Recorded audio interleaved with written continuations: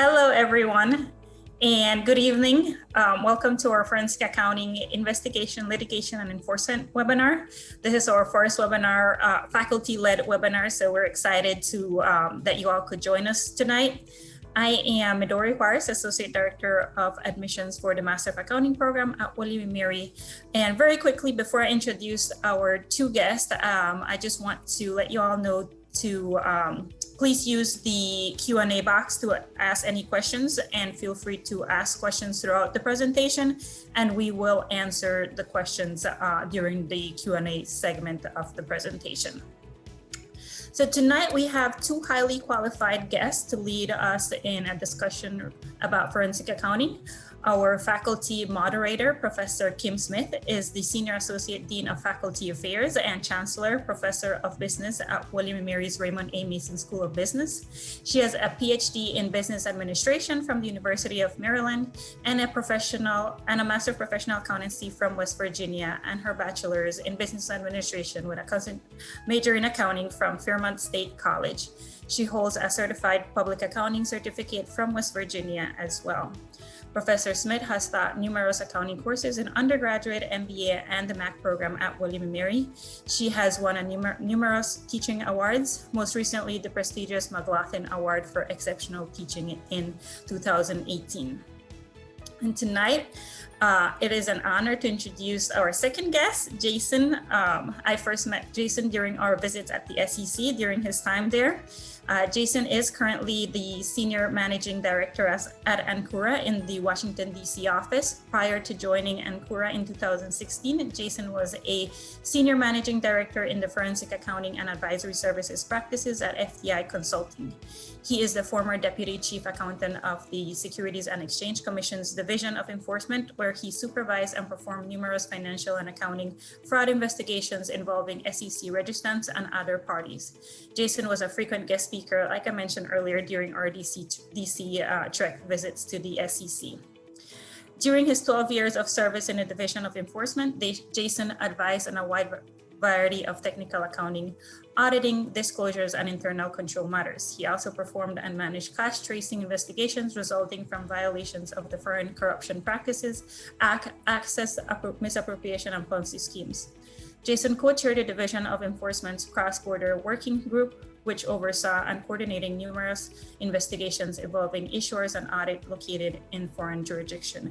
He worked closely with both the SEC, trial counsel, and criminal prosecutors during the litigation of high-profile matters. Before joining the SEC, Jason was a manager in the financial accounting services practice of PricewaterhouseCoopers, where he supervised a variety of forensic accounting investigations. He also performed financial statements audits of both publicly traded and privately held companies in a variety of industries located in the US and overseas in PwC's audit and business advisory services practice. Jason received his BBA in accounting at William & Mary. He is a CPA, also a certified fraud examiner, and a certified financial forensic. Welcome, and everyone enjoy Professor Kim Smith and Jason. Thanks, Midori. Welcome, Jason. We're so happy to have you, and it's good to be home, even if it's virtually, right? Absolutely. No, thanks for having me. Yeah, we're really happy. So for our folks who have joined here, when people think about accounting, they're thinking about creating financial statements. They might think about taxation. They might think about a lot of the sort of typical accounting types of jobs. But this forensic accounting sounds like a different animal. Can you describe for us sort of what that animal is? Yeah, sure. Forensic accounting has a really attractive name to it, for sure. People, hear, oh, you're a forensic accountant, and they get very intrigued. But many people don't know exactly what that is. I often, point to the movie The Accountant. I don't know if anybody on this webinar has seen that with Ben Affleck. It's just like that, minus the running for your lives and wielding a gun and all of that. But no, in all seriousness, forensic accounting really involves the use of accounting skills to gather and analyze financial and related information for the purposes of an investigation or in a litigation, the term forensic, you've heard that in a variety of different contexts, and as a technical matter, it means that it's something that's usable in a court of law or before a trier of fact. So a lot of what I have done over my career in forensic accounting is either in an investigation context or it's directly involved in a litigation itself. And when we are in the process of doing a lot of the fact development and records reconstruction, we have to be mindful that our work may very well be used in a court of law or before a trier of fact, which makes it under the forensic rubric. So if I take that one step further, then you sort of went to PwC and you did some time there, and then you decided to move to the Securities Exchange Commission and become part of the very fearsome enforcement people. And so we'll talk a little bit more about that later. But how did you decide to make that change, and what was it like to move into that world? Yeah, so I'd taken the typical path, or a very common path, out of William & Mary by going to a then Big Six accounting firm, doing 4 years or so, performing financial statement audits of a wide range of different companies, public, private, large, small, in a variety of different industries. And I had seen a couple of colleagues of mine who had transferred into the forensic accounting practice, and hearing them talk about what they were doing just sounded very exciting. It was using your accounting skills in a very, very different way. And in fact, one of my colleagues was working in Switzerland on the Holocaust Victims Fund, pulling assets, doing all kinds of asset tracing. And to me, that sounded like a really cool thing. You're making the world a better place by doing those kinds of things. So I soon thereafter transferred into the forensic accounting practice at PricewaterhouseCoopers. Was in that practice for a couple of years, doing some really cool investigations. One of the largest and one of the first largest that maybe some of the professors on the line would recognize was a company, Waste Management, which was a very big investigation. Actually had two phases to it, and I was working on behalf of the attorneys that were representing one of the special committees that were set up for waste management, and we did a lot of the internal investigation on that when I was at PricewaterhouseCoopers. So that's where I really cut my teeth in this space. And I saw that a vacancy had arisen at the SEC, and I wasn't even really trolling for to leave or to do something different, but it really just fell in my lap.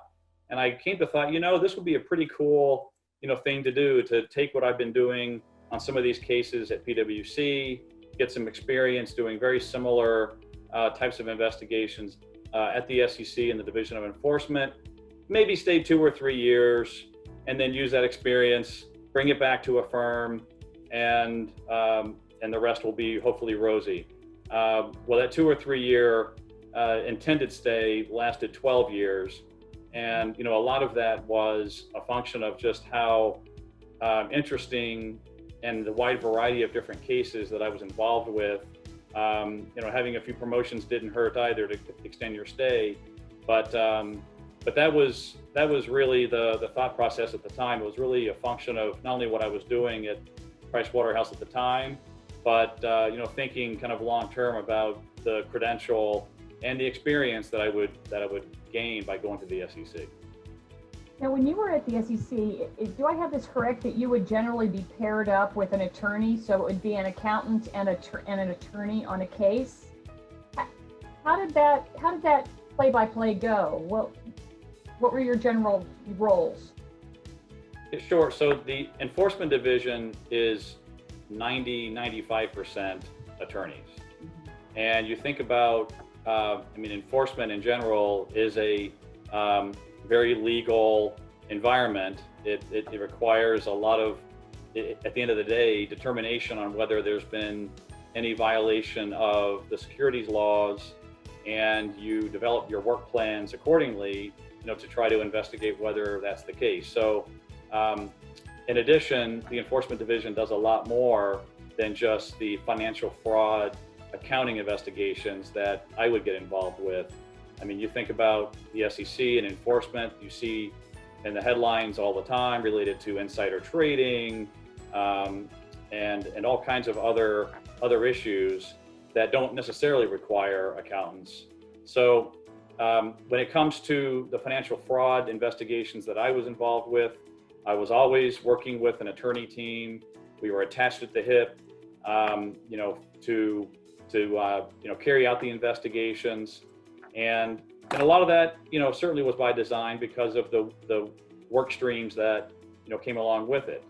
You think about sending subpoenas out to a variety of different parties, whether it be the companies that were under investigation, individuals who work at the companies, third parties, auditors. So we needed to make sure we followed the right legal protocols there.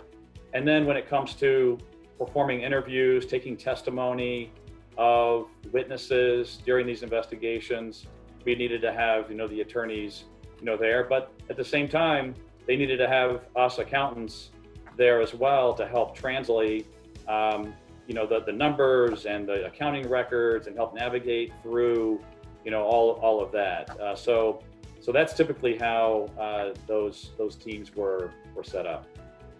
Did you have any favorite cases that you remember from that time that you're allowed to share with us?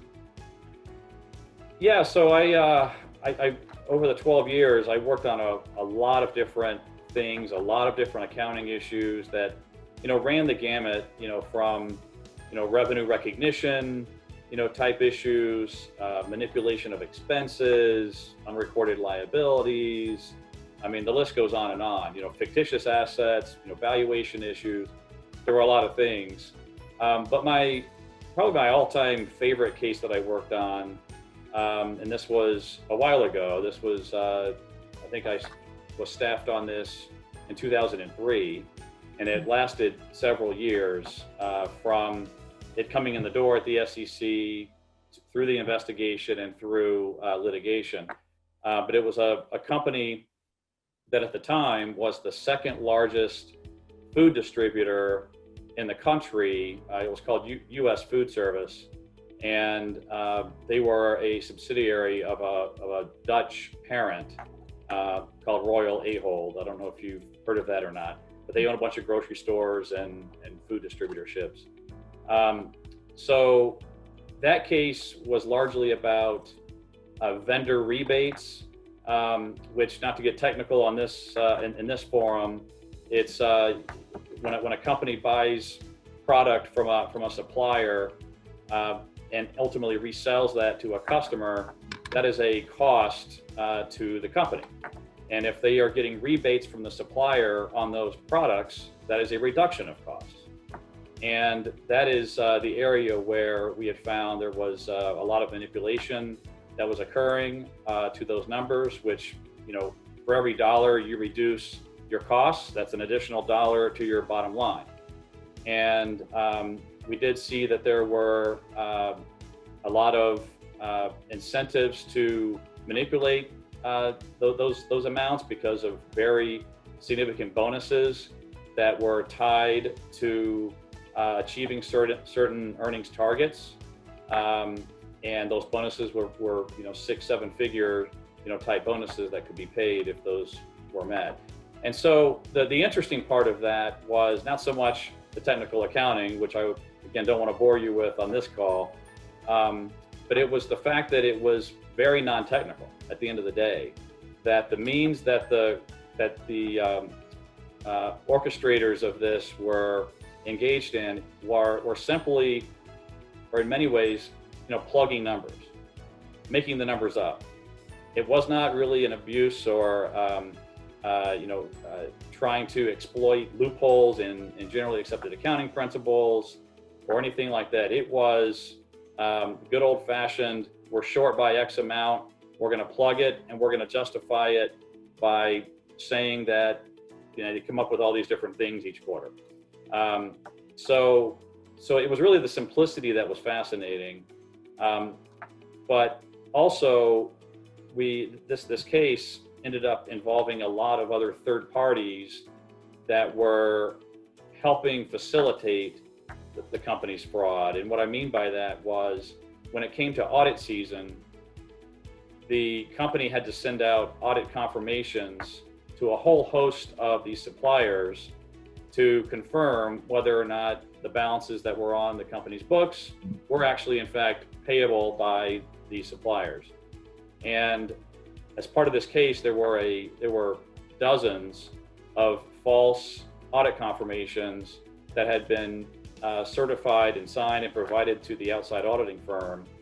And so as part of that, the SEC's jurisdiction is not limited to just the company, the public company, or the employees of the public company, but it also can extend to other companies or parties outside of a publicly traded company, if to the extent they are facilitating a fraud or violations of the securities laws, that can put them in the suit.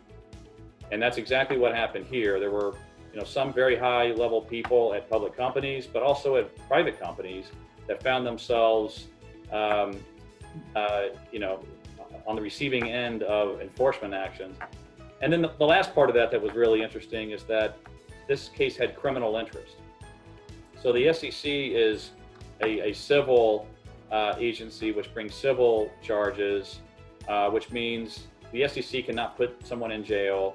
They bring actions that can seek monetary damages, fines, penalties, officer and director bars, civil injunctions in a court, things like that. But the SEC does not have the ability to put an individual in prison, but the DOJ does. And the Department of Justice was very interested in this case, and I worked very, very closely with the DOJ and the FBI on this matter, given their interest. I spent almost every week for a good year and a half up in New York, where the prosecutor team up there was conducting interviews of witnesses. We were, working together, looking at materials, and ultimately the case went to trial. And it was in a courtroom up in Manhattan, in the Southern District of New York. And I was there for every day of the trial, working as part of the trial team, and was there for the verdict. And the verdict was a guilty verdict against one of the senior executives of the company. And so why I single this one out is I really saw the entire life cycle of this case from cradle to grave. And I was also the only accountant at the SEC that worked on it, just merely because that's typically how the SEC staffs the cases. There's only, I think in the DC office at the time, we only had about 35 enforcement accountants, and there were a lot of cases that were being worked. So, I was the only one on that. So anyway, long answer, but wanted to be thorough and give you some insights on that one. Very, very interesting. So let's back up one step. How does the SEC hear about something like this? How does this come to their attention? Do you get phone calls, notes slipped under the door? I mean, is it, how do you find out about these things? Yeah, so this one, I believe was a phone call, but oftentimes, and more often than not, the way that the SEC finds out about potential cases is largely through companies self-reporting. And it may be a phone call, but ordinarily it's going to be through a filing, an SEC filing, where they are announcing either a potential restatement of their financial statements. They're disclosing errors in previously filed financial statements. They're announcing that we have retained a law firm and forensic accountants to help perform an internal investigation to get to the bottom of the issues. And those will typically be in the form of an 8K that is filed with the SEC. And when that happens, there are all kinds of internal ways that those are identified by either the Division of Corporation Finance or some of the data analytics groups or even within enforcement, there are people that are, keeping their eye out for these things. And once they come through, the SEC, someone at the SEC will likely open up an inquiry. Other times, if it's not through a self-disclosure by a company, there's also a very active whistleblower program. There are, and it's grown significantly since I was at the commission. During my tenure, for most of my tenure, there was a mechanism to report complaints and tips to the SEC, and there was something on the website which even today you can click on and submit a tip. And that was actually part of my job description, alongside my other accounting colleagues, was we reviewed those tips and complaints that related to accounting or financial fraud issues, and ultimately made the decision whether or not they rose to the level of opening up a case.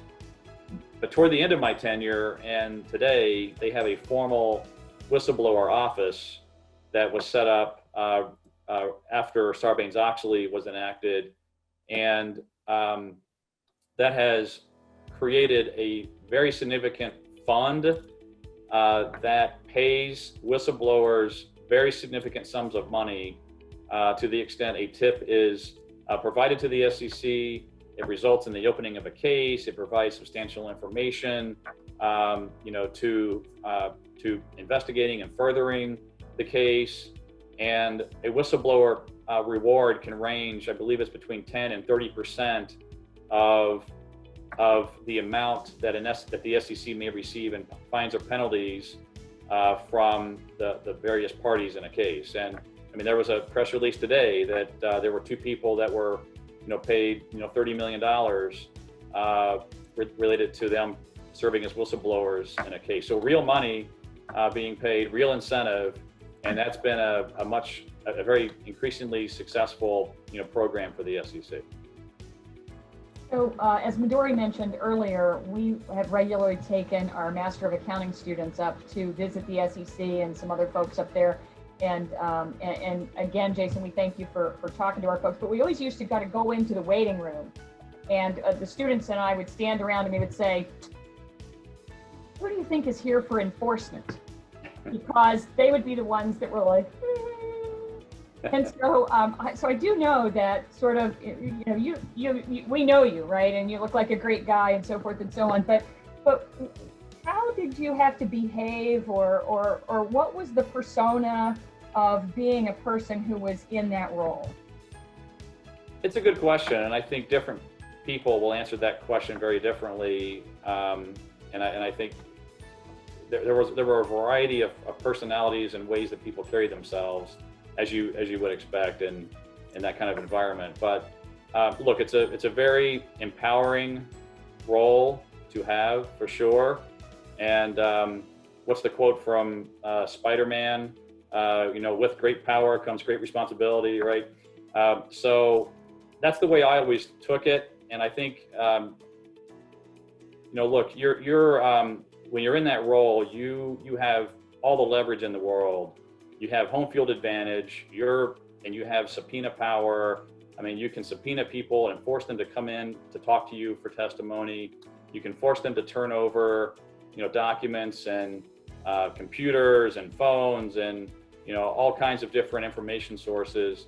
So even before, someone comes in for testimony, they've been the recipient of at least one, if not multiple, requests, subpoenas for documents and testimony that have the SEC seal up top, Division of Enforcement. They've been providing things. So they're already on edge.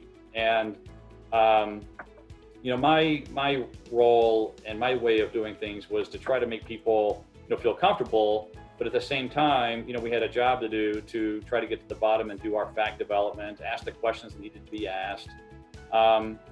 So, you would do it in such a way where you would maybe try to build it up and get to the, rather than just going, straight for the jugular. But I felt like at least the way that I like to do things was to be professional and, but at the same time recognizing that you're going to have to ask very tough questions that are going to be very uncomfortable for the people on the other side of the table. And so now that you sort of then have migrated out of that role and now into the private sector, can you tell us a little bit about how it's different from what you were doing before? Yeah, so I would say that first of all, the nature of the work itself, the investigations and what we do to perform those investigations is virtually identical to the way we went about it when I was at the SEC. You're looking at a whole host of information sources. You're looking at accounting records. You're looking at accounting memoranda. You're looking at general ledger, books and records, journal entries.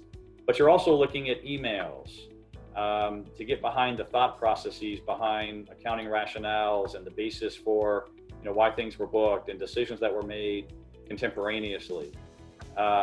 So those are exactly the kinds of things that I still do today in the private sector.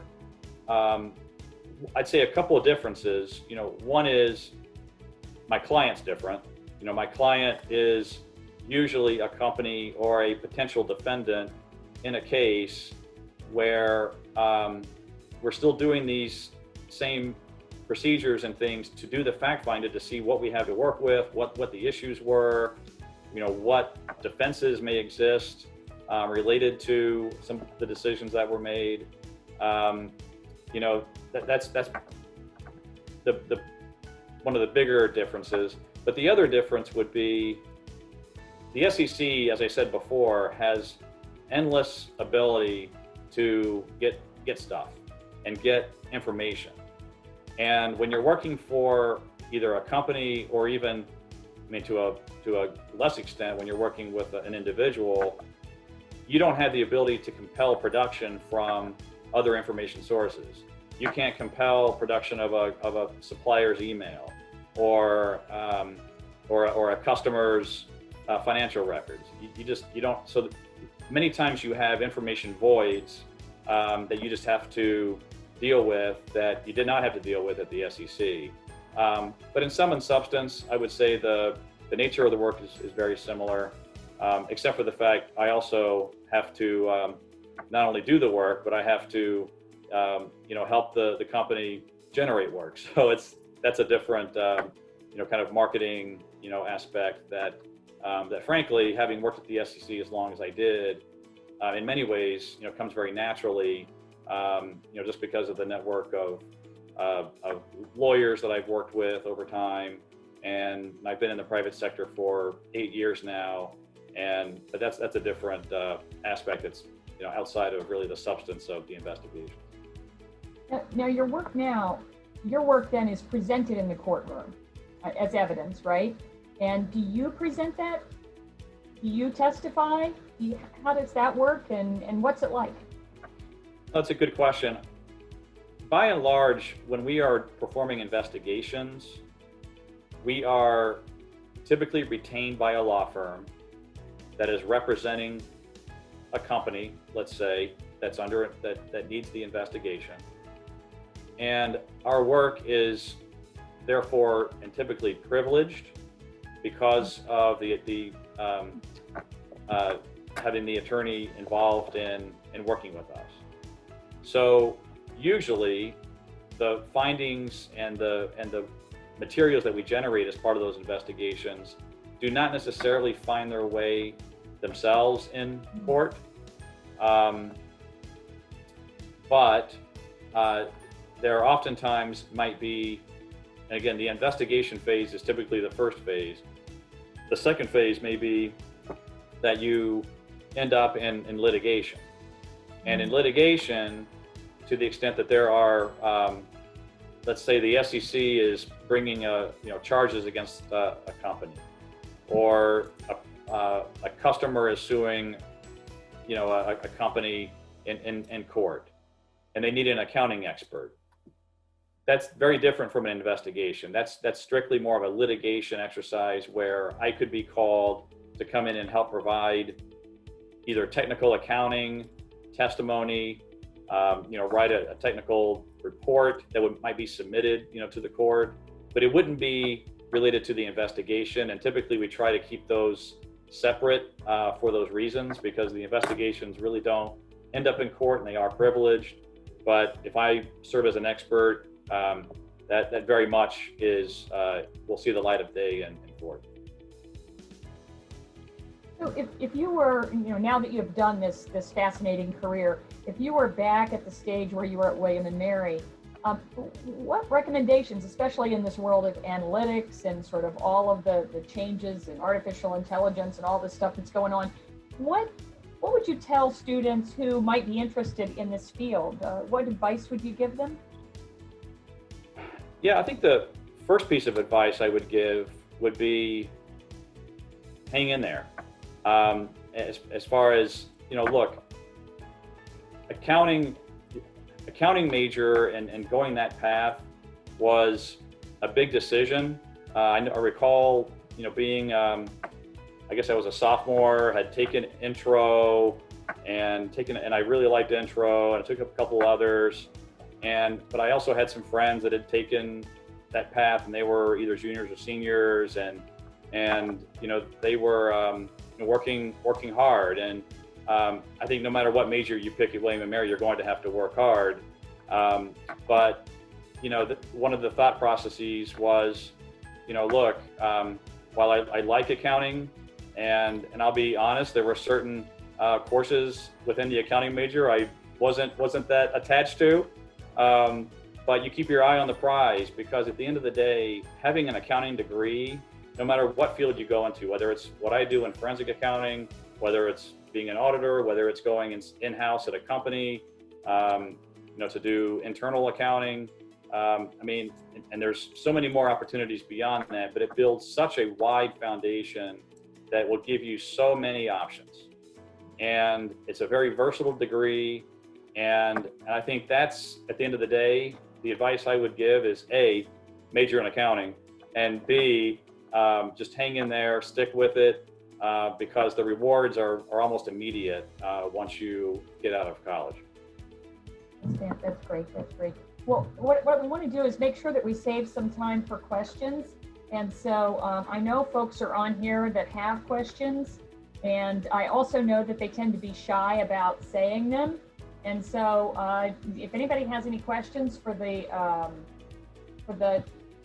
chat, I'm not great at this business. So, here we go. Okay, here's a good one. Well, I lost it. Just a second.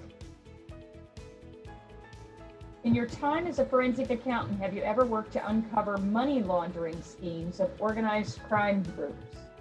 We want to make a movie here. Yeah, this is a great question. That's right. I'm thinking back when I was working at PricewaterhouseCoopers. I had worked on with this very small. One of my first cases working there was with a small group that specialized in money laundering type investigations. And one of the gentlemen who I worked with, who was a partner at PwC, used to work at FinCEN, which is the Financial Crimes Enforcement Network, and that's largely what they do.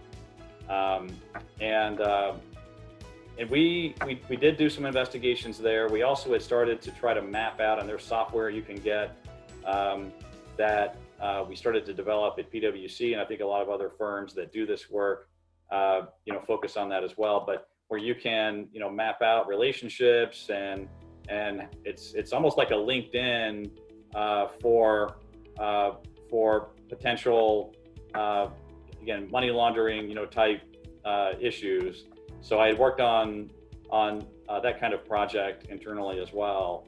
So, but that was, I'm trying to remember, I feel like there was maybe another one that I had done, but it was so early in my career and that I really ended up getting more into the, accounting, financial fraud, embezzlements, Ponzi schemes, those kinds of, in financial statements, those kinds of cases.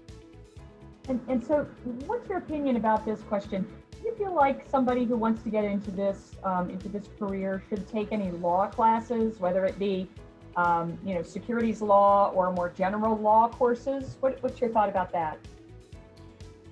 Not required.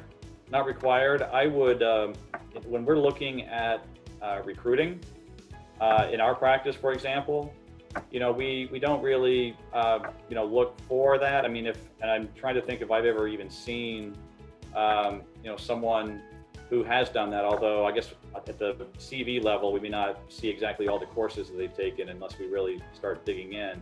But the main thing for me when we're engaged in recruiting is, the accounting major is a must.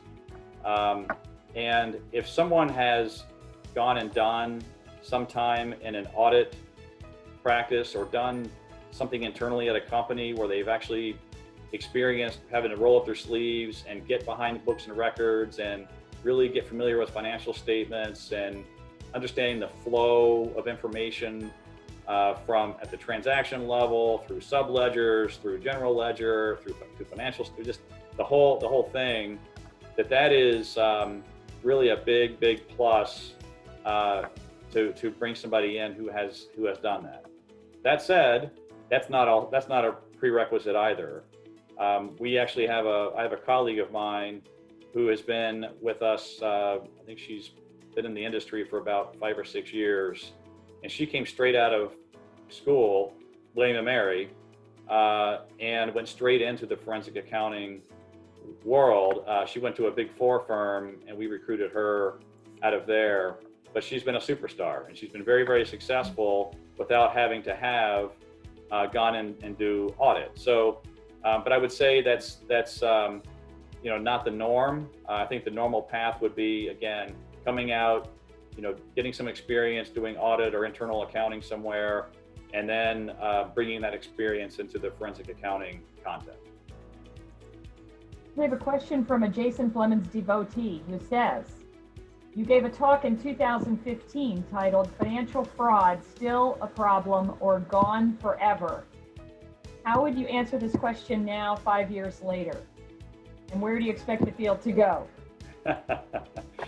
Well, I'm glad to see people are doing research on talks I've given in the past, but I do remember that one. So I would say, look, as long as we are dealing with human DNA and impulses, and we're always going to have fraud. We're always going to have people that are pushing the envelope, and that's again on the extreme side. Even on to a lesser extent, we're always going to also have accounting errors that are not intentional, negligence, people just making the wrong decision, making mistakes, and those are things that we identify in these investigations all the time as well. We're not looking just for whether it was done on purpose. A big part of what we're looking toward is, was there an error at all, and quantifying those errors, being able to explain from an accounting perspective why something is right or wrong. Those are really big parts of what we do. And then on top of that, we'd like to understand more context. Well, was it intentional? What were their motivations? Was it to earn bonuses like I was talking about before? So I think as long as humans are involved, I think we're always going to see the potential for financial fraud and other accounting issues. So a question about this, in terms of moral and ethical issues. So of course we know people preparing financial statements and doing financial reporting have moral and ethical situations that they have to face. In your particular position as a forensic accountant, what are the moral or ethical challenges in that role? Yeah, again, I haven't encountered this before, but I know people who have, where you are working on something that where you find bad facts, and there's some pressure to when it comes time to making presentations or having to testify, to maybe soften or present it in a different way. And And that, I think, introduces certainly ethical and moral compasses that you have to refer to. Again, I haven't had to deal with that. I think people know when they retain me, I'm a straight shooter. I'm going to call it like I see it. And fortunately, particularly in the investigations arena, we're often not ever going to have to present our findings publicly, that we can identify the facts, explain what we found to the lawyers we're working with, and what they do with those facts is what they do with those facts, and we may never know what they do with those facts. But when there's a potential for, me to have to go to, say, the SEC and give a presentation, explain to enforcement why a particular accounting treatment was supportable or was reasonable, I'm not going to do that and risk, the career that I've built up from a credibility standpoint to jeopardize that. But I will say that there have been instances I've heard of where there have been pressures put on people. I'm just picturing this scenario where you used to work at the SEC. I'm sure you have many, many friends still there. And now sometimes you go to the SEC. Do you ever find yourself in the maybe not so amusing position of being across the table from one of your old buddies? All the time. How does that work?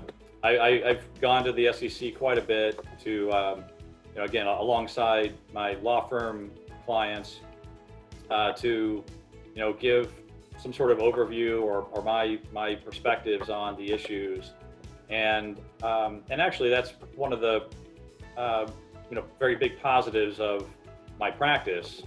Having been at the SEC for as long as I was, I know certainly all the accountants, I know a lot of the attorneys, and so you walk in the room and there's an instant familiarity that I have with them, they have with me. There's a trust, there's credibility, and so it's very comfortable.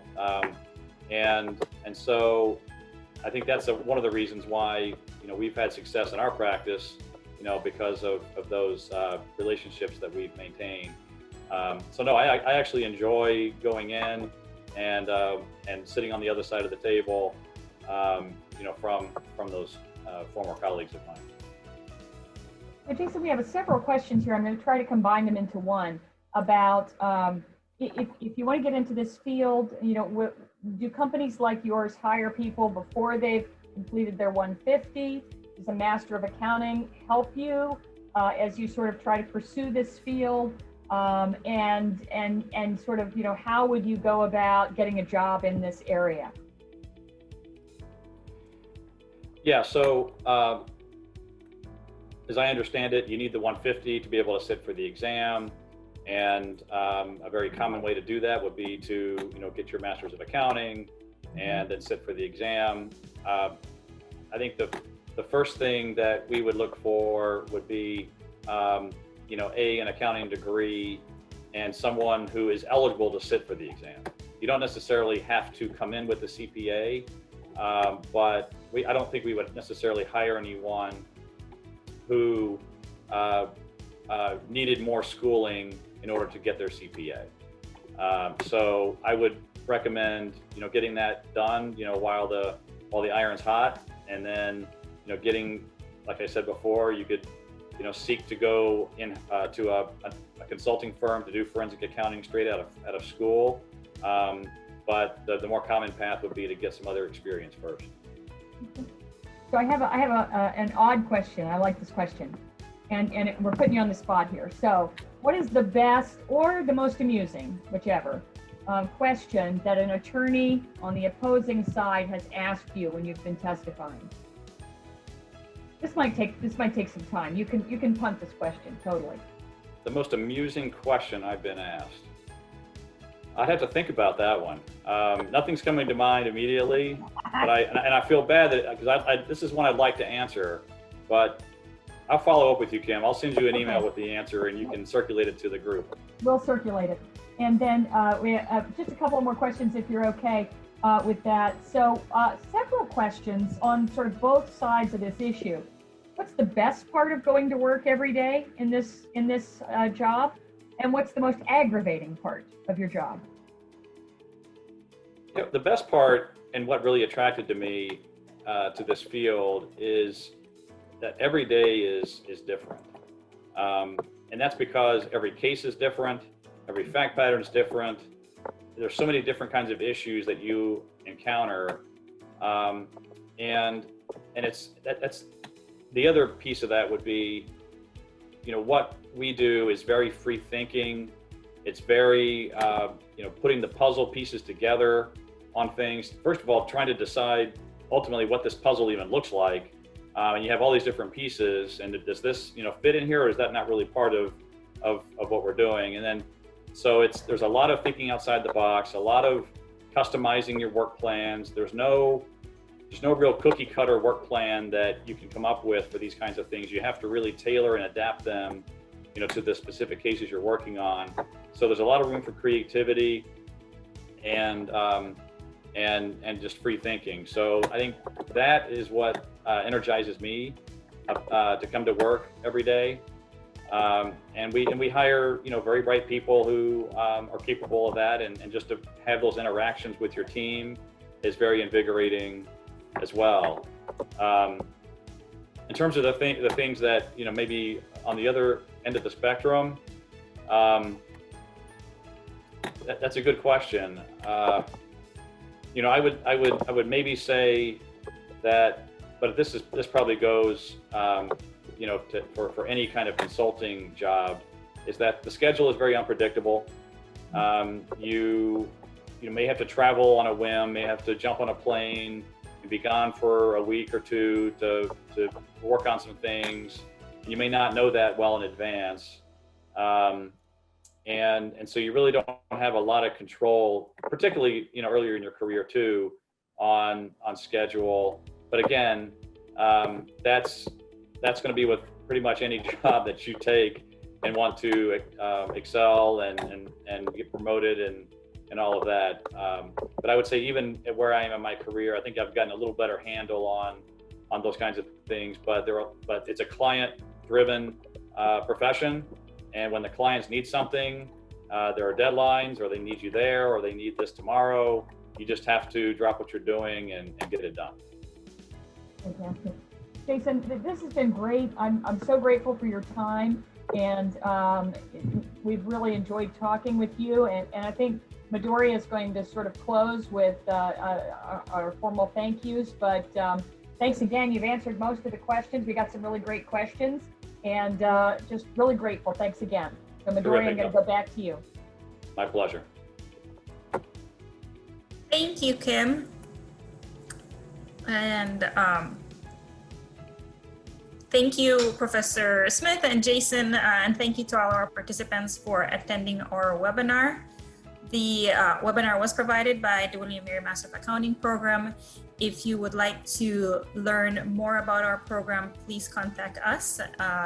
Jonathan Schramm, Director of Admissions, and I will gladly schedule a time to answer your questions and further discuss the program if hopefully Jason sparks some interest in you in pursuing a career in accounting, and you'll be reaching us to further discuss how to pursue a path in the accounting profession. Thank you and have a wonderful night.